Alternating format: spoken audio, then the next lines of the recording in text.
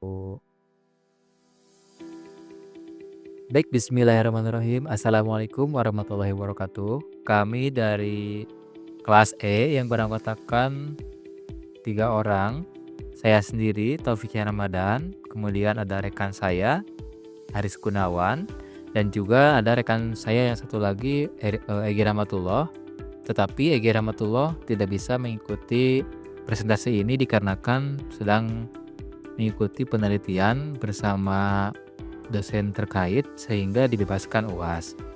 Nah, pada kesempatan kali ini kami berdua akan mempresentasikan hasil diskusi kami mengenai tugas UAS. Nah, langsung saja ke penjelasannya. Pertama-tama di sini kami mengambil dataset dari dataset private, yaitu sebuah log SSD. Nah, tujuannya adalah untuk melakukan prediksi apakah SSD tersebut masih lama atau mungkin sudah akan mati ya, atau misalnya tidak bisa digunakan lagi. Artinya akan memprediksi umur atau usia SSD.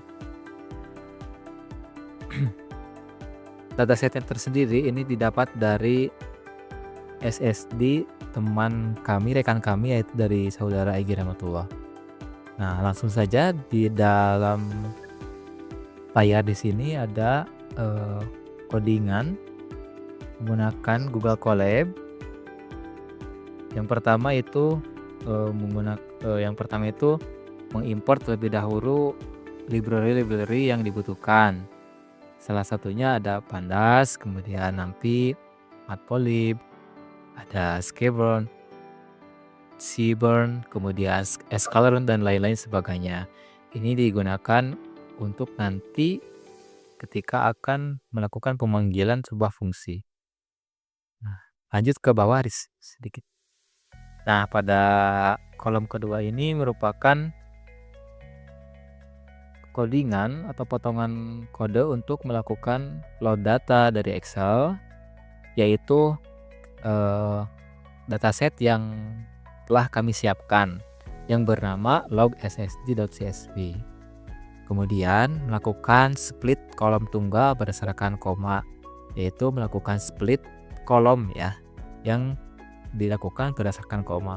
Kemudian ada juga melakukan assign nama kolom mulai dari date, time, total host rate dalam satuan gigabyte, kemudian total nano writes, total host read activity dan lain sebagainya.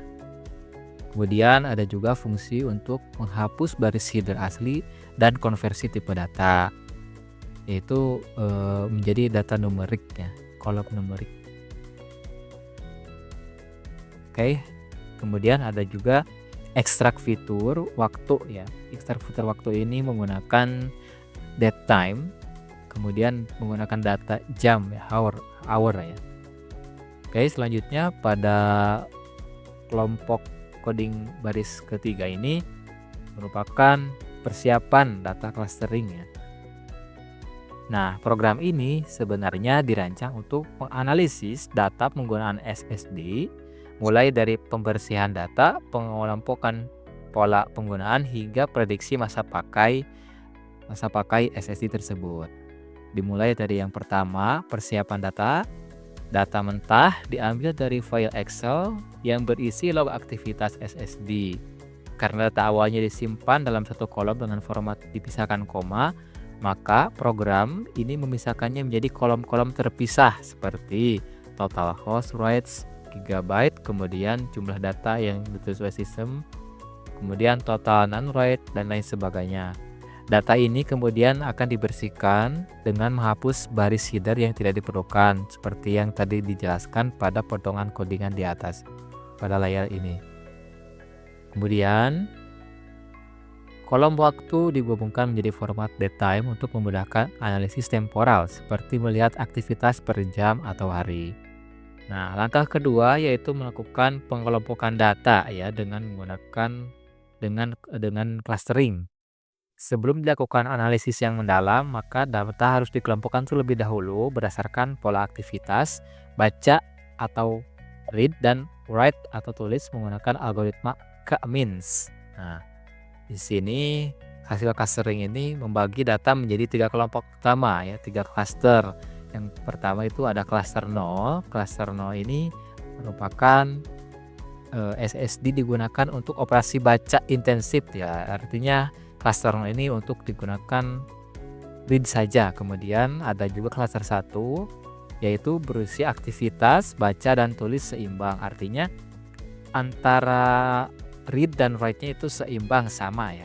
Kemudian ada cluster 2. Cluster 2 ini digunakan untuk operasi tulis intensif. Nah, dari pengelompokan ini membantu memahami karakteristik beban kerja SSD sebelum melanjutkan ke analisis teknis seperti write amplification. Nah, pada layar di sini ada grafik SSD yaitu clustering beban kerja SSD. Pada grafik ini terdiri dari 3 warna, yaitu ada warna ungu, kuning, dan juga warna biru. Kemudian ada sumbu X dan sumbu Y-nya. Sumbu X ini berfungsi untuk menampilkan presentasi aktivitas baca atau read activity percent. Kemudian sumbu Y berisikan persentase aktivitas tulis atau write activity percent. Nah, warna hijau ini merupakan cluster 0. Cluster 0 ini yaitu digunakan untuk baca tinggi atau tulis rendah dan tulis rendah. Contohnya database. Kemudian ada kuning, warna kuning ini merupakan cluster 1 yaitu baca dan tulis seimbang. Dan yang terakhir ada warna ungu. Warna ungu ini merupakan cluster 2 yaitu tulis dominan. Artinya kebanyakan lebih dominan di ditulis ya, write ya. Tulis data.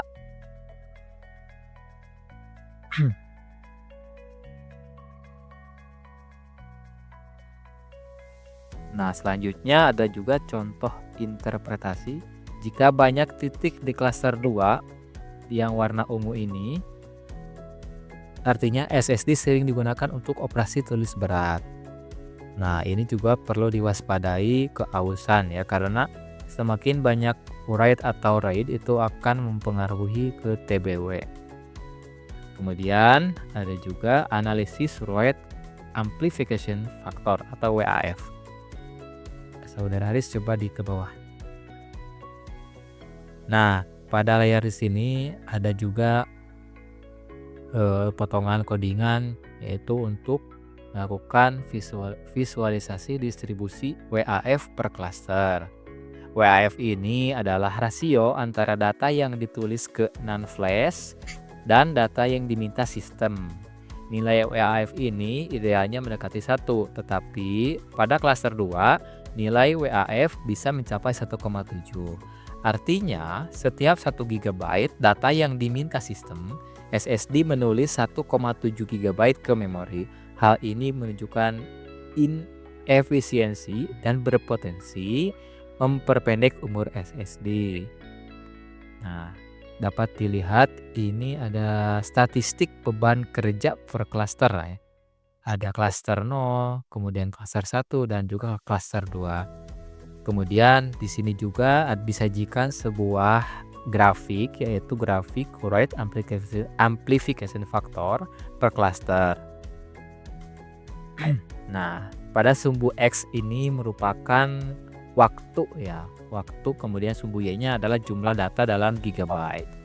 Kemudian ada juga total host rate data yang diminta oleh sistem.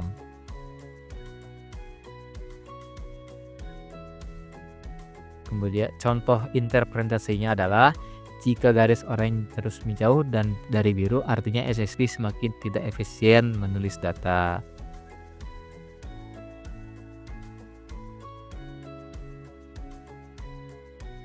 Kemudian untuk langkah 4 yaitu prediksi masa pakai SSD mungkin akan dijelaskan oleh rekan saya, Saudara Haris, dipersilakan.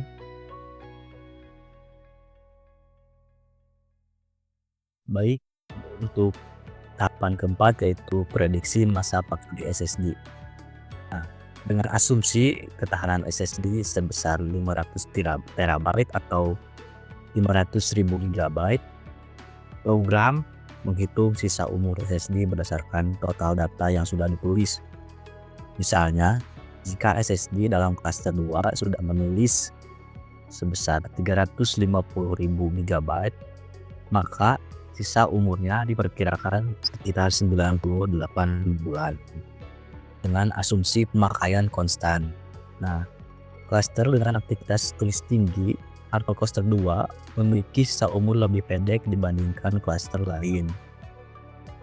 Nah, sini terdapat grafik boxplot WAF per klaster, di mana sumbu X dengan nama klaster 0, 1, dan 2, dan sumbu G nilai WAF atau total non-write dalam satuan GB dan total host write GB. Nah, kotak box yaitu menunjukkan 50% data tengah atau Q1 hingga Q3. Garis di tengah kotak median atau nilai tengah, dan whisker atau garis vertikal tentang normal data. Titik di luar walker atau outline adalah nilai ekstrim. Nah, dengan cluster dengan median WAF tinggi, misal cluster 2 memiliki efisiensi tulis, whisker panjang atau variasi memiliki arti variasi beban kerja lebih besar. Jika banyak outlier, artinya banyak momen tidak normal atau banyak kali. Dengan contoh interpretasi, jika cluster 2 punya median WAF 1,7, artinya rata-rata SSD menulis 1,7 kali lebih banyak dari yang diminta sistem. Dengan asumsi umur prediksi SSD, tip ke bawah itu.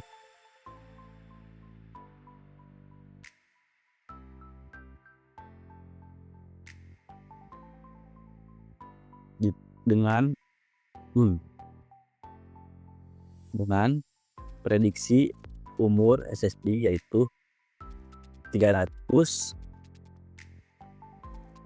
Nah, jadi berarti dalam program ini, program memprediksi sisa masa pakai SSD per cluster dalam satuan bulan yaitu 693 bulan. Nah, selanjutnya yaitu tahapan mendeteksi anomali. Anomali adalah misalnya lonjakan tiba-tiba pada kecepatan tulis dideteksi menggunakan metode Z-score. Data dianggap anomali jika nilainya lebih dari 3 standar deviasi dari rata-rata.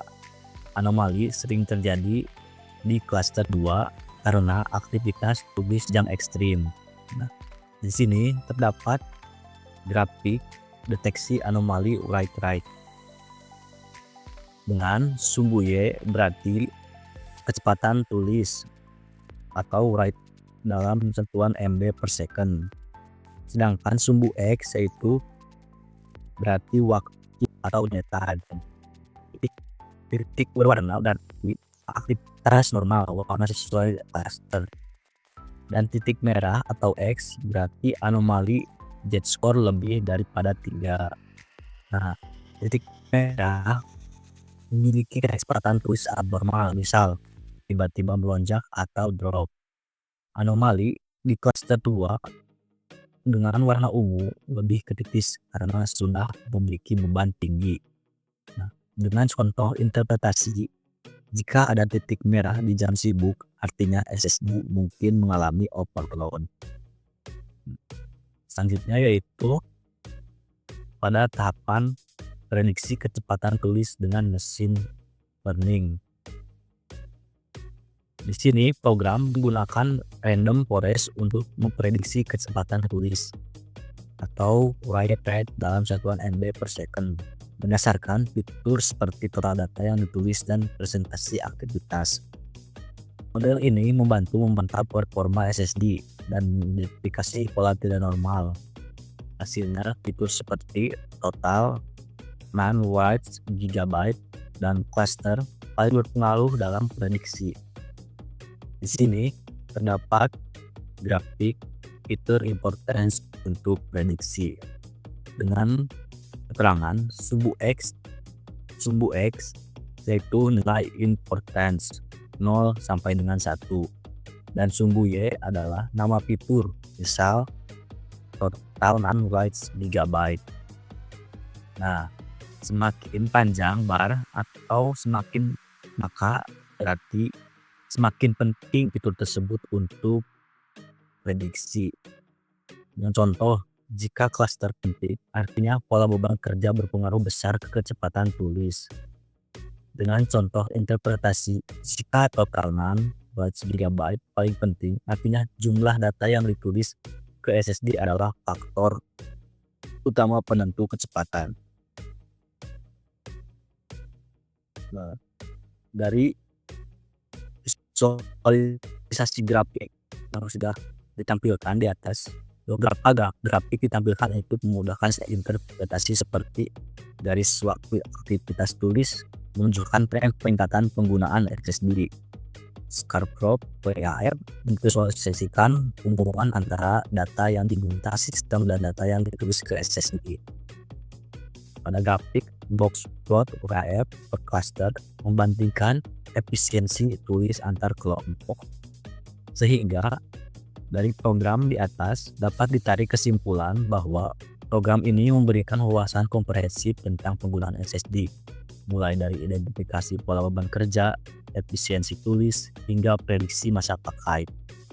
Dengan clustering, analisis bisa lebih terfokus pada kelompok data tertentu, seperti cluster 2 yang memerlukan optimasi untuk mengurangi beban write application dengan memperpanjang umur SSD.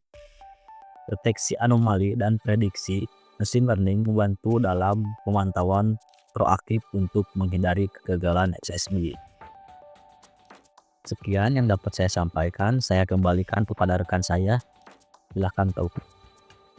Baik Saudara Aris, terima kasih telah menjelaskan. Mungkin dari presentasi ini dicukupkan dulu. Kami akhiri presentasi ini. Mohon maaf apabila masih terdapat banyak kekurangan, baik dari segi perkataan ataupun dari segi isi materi yang kami sampaikan. Terima kasih atas perhatian dan kesempatan serta waktunya. Kami tutup. Wabillahi taufiq wal hidayah. Wassalamualaikum warahmatullahi wabarakatuh.